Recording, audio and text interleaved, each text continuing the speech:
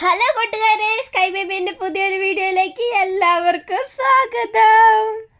വാവി, കുറേ ദിവസമായില്ല കൂട്ടുകാരെ കണ്ടിട്ട്. എൻ്റെ കൂട്ടുകാരെ എനിക്കും പനി പിടിച്ചു കിട്ടോ. അപ്പേൻ്റെ അമ്മേൻ്റെ രാത്രി സ്കൈക്ക് വയ്യാണ്ടായിട്ട് നമ്മൾ ഹോസ്പിറ്റലിലേക്കൊക്കെ കൊണ്ടുപോകേണ്ടി വന്നു. ഭയങ്കര മൂക്കടപ്പും ജലദോഷമാണ്. ഞാൻ സോക്സൊക്കെ ഇട്ട് കൊടുത്ത് ഇരുത്തിയതാണേ. തണുപ്പല്ലേ, അത് കാരണം മഴയും ഉണ്ട് കേട്ടോ നല്ല. എന്നിട്ട് അതൊക്കെ ഊരി കളഞ്ഞിട്ടിരിക്കുന്നേ. അമ്മ ഇട്ട് തരട്ടെ എന്നാല്? അമ്മ ഇട്ട് തരട്ടെ? ഇട്ട് തരുമ്പോ കരയും. എന്തോ പുറത്തിറങ്ങി നടക്കുമ്പോൾ സോക്സ് ഇട്ടാൽ മതി. ഇപ്പം ഇച്ചിരി നല്ല ഫ്രീ ആയിട്ടിരിക്കും. അപ്പോൾ പനിയൊക്കെ വേഗം മാറും കേട്ടോ. ഞാനാ കുഞ്ഞിപ്പെണ്ണിൻ്റെ ഒച്ചയൊക്കെ മാറിയിട്ട് മൂക്കിൽ കൂടെ ഇപ്പോൾ ശ്വാസം എടുക്കാനേ പറ്റുന്നില്ല, വായിക്കൂടെയാണ് ശ്വാസം എടുക്കുന്നത്. അപ്പോൾ നമുക്ക് ഇന്ന് കൈക്ക് ഇനി നെബിലൈസ് ചെയ്യാനുണ്ട്, അതേപോലെ മരുന്ന് കുടിക്കാനുണ്ട്. അമ്മൻ്റെ ടറ്റയ്ക്ക് അയ്യേ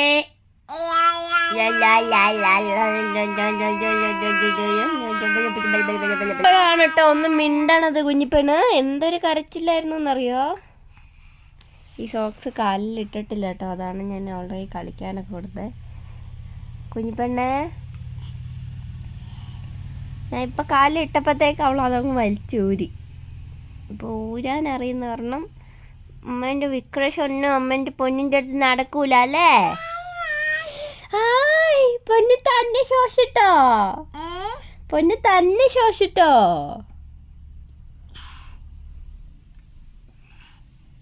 ദൈവമേ, എൻ്റെ കഷ്ടപ്പാടാണോ കുഞ്ഞിന്. ഇപ്പം ഞാൻ രാവിലെ തന്നെ സ്കൈക്ക് എന്താ കൊടുത്തതെന്ന് വെച്ചിട്ടുണ്ട്, രാവിലെ ചോറും മറ്റേ കാക്കാച്ചപ്പിൻ്റെ ഇല കാന്താരിൻ്റെ ഇലയും കൂടി തോരൻ വെച്ചു കേട്ടോ. ജസ്റ്റ് ഇച്ചിരിയുടെ എണ്ണയിൽ വാട്ടിയിട്ട് വേറെ ഒന്നും ഇട്ടിട്ടില്ല, കുറച്ച് മഞ്ഞൾപ്പൊടി ഉപ്പും ഇട്ടിട്ട് കൊടുത്തു. അത് അവൾക്ക് ഭയങ്കര ഇഷ്ടമാണ്. തേങ്ങ ഉള്ളി ഒന്നും ഇടാണ്ട് കൊടുക്കുന്നതാണെങ്കിൽ ഭയങ്കര ഇഷ്ടമാണ് കേട്ടോ. എന്നിട്ട് അതിലേക്ക് ഒരിത്തിരി മുട്ടയും കൂടെ പൊട്ടിച്ചിട്ട് കൊടുത്തു കേട്ടോ. ഭയങ്കര ഇഷ്ടമായി, അവൾ കഴിച്ചു കേട്ടോ ഫുഡ്. അത് കാരണം എനിക്ക് സമാധാനമുണ്ട്. ഫുഡ് കഴിച്ചു കാരണം എങ്ങനെ കഴിഞ്ഞു? ഹലോ, എങ്ങനെയാ വാവ് പറ? വാവ് പറയാനൊന്നും മൂക്കടന്നിട്ട് പറ്റുന്നില്ല എൻ്റെ കുഞ്ഞിന്. എൻ്റെ ഒരു കഷ്ടപ്പാടാണോ എൻ്റെ പൊന്നിന്.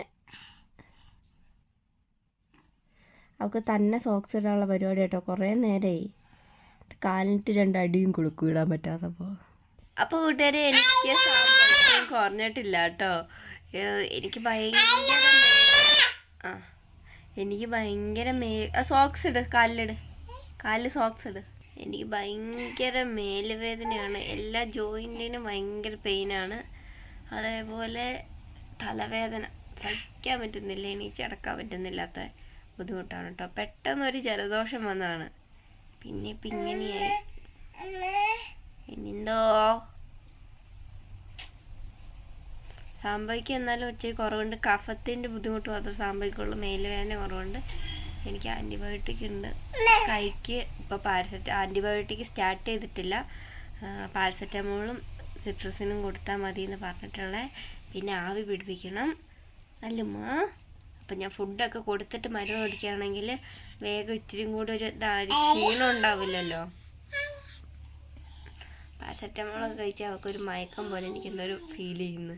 പിന്നെ എന്താ വെച്ചിട്ടുണ്ടെങ്കിൽ നല്ലോണം വെള്ളം കുടിപ്പിക്കുന്നുണ്ട്. പിന്നെ ചീര, ചോറ് അതൊക്കെ ഞാൻ കഞ്ഞി നല്ലോണം പീച്ചിട്ട് വെള്ളം പോലെ ആക്കിയിട്ട് അത് കൊടുത്താൽ അവൾക്ക് ഭയങ്കര ഇഷ്ടമാണ്. അങ്ങനെ കഞ്ഞിവെള്ളമൊക്കെ കൊടുക്കുന്നുണ്ട്. കഴിഞ്ഞ പ്രാവശ്യത്തെ പോലെ ആവാതിരിക്കാനുള്ള പരമാവധി ശ്രമം ഞാൻ നടത്തുന്നുണ്ട് കേട്ടോ. പിന്നെ ഒന്നാമത് നമ്മുടെ കാലാവസ്ഥ ഇങ്ങനെ മാറിക്കോടെ. ഇത്രയും ദിവസം വെയിലായിരുന്നു, ഇന്നലെ ഇന്നായിട്ട് നല്ല മഴയാണ് കേട്ടോ. എന്തൊക്കെ പരിപാടി ഇവിടെ ഒപ്പിക്കണേ ഭാവി.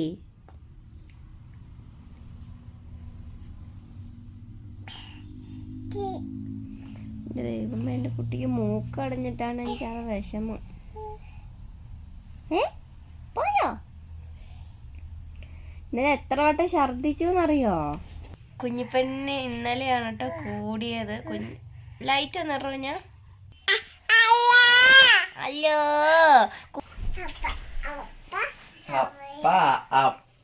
അപ്പ ആലോചിച്ചു കളിപ്പിക്കുന്നേ കുറച്ചും കൂടെ.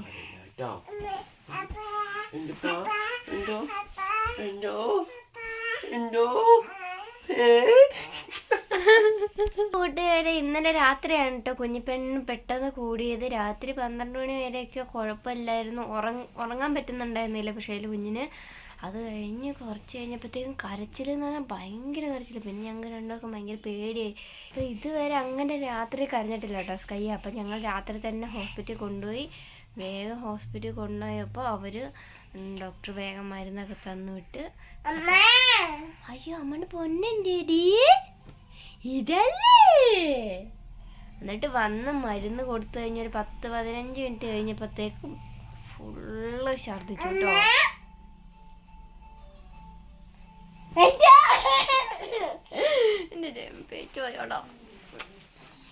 അപ്പൊ അങ്ങനെയായിരുന്നു കേട്ടോ. രാത്രി ഛർദ്ദിക്കുകയൊക്കെ ചെയ്തു. അതും കൂടെ കണ്ടപ്പോഴത്തേക്കും വയ്യാണ്ടായി. ഇന്ന് ഞങ്ങൾ കിടന്നപ്പോൾ 3 മണിയൊക്കെ കഴിഞ്ഞു കേട്ടോ. സ്കൈ അത്ര നേരം വഴക്കിട്ടുകൊണ്ടിരുന്നു. അപ്പം 2-3 ദിവസമായിട്ടാണ് എനിക്ക് തുടങ്ങി. ഞങ്ങളൊരു പരിപാടിക്ക് പോയിട്ടുണ്ടായിരുന്നു. അപ്പോൾ അവിടുന്ന് കിട്ടിയതാണ്. അപ്പോൾ അത് കഴിഞ്ഞിട്ട് ഒരു പിറ്റേ ദിവസം രാവിലെ തൊട്ട് എനിക്ക് തുമ്മാൻ തുടങ്ങി.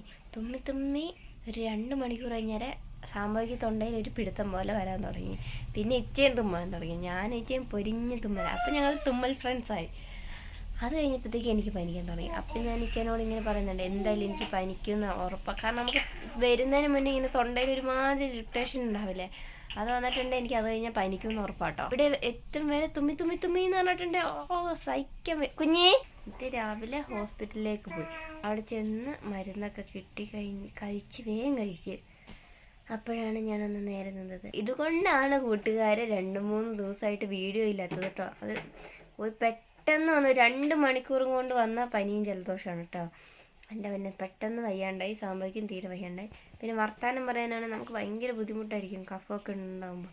അതുകൊണ്ടാണ് കേട്ടോ വീഡിയോ എടുക്കാത്തതും കാര്യങ്ങളൊക്കെ ആയിട്ട്. അപ്പം ഇതൊന്ന് പറയാനാണ് ഇന്ന് വീഡിയോ എടുത്ത് വന്നത് കേട്ടോ. ഇന്ന് ഇച്ചിരി നല്ല ബെറ്റർ ആയിട്ടുണ്ട്. സ്കൈക്കും കൂടെ കുറഞ്ഞിട്ടുണ്ട്. ഞങ്ങൾ പഴയ പോലെ നല്ല സൂപ്പറായിട്ട് വീഡിയോ ഇടുന്നതായിരിക്കും.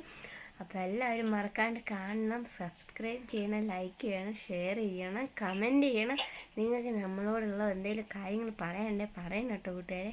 അപ്പോൾ അത്രേ ഉള്ളൂ ഇന്നത്തെ ശേഷം. ടാറ്റ പറ ഭാവി. അവളവിടെ ആവി പിടിക്കാൻ വേണ്ടി റെഡി ആയിക്കൊണ്ടിരിക്കുക. ഇനി ആവിയൊക്കെ പിടിച്ചിട്ട് മരുന്നൊക്കെ കൊടുക്കട്ടെ കേട്ടോ.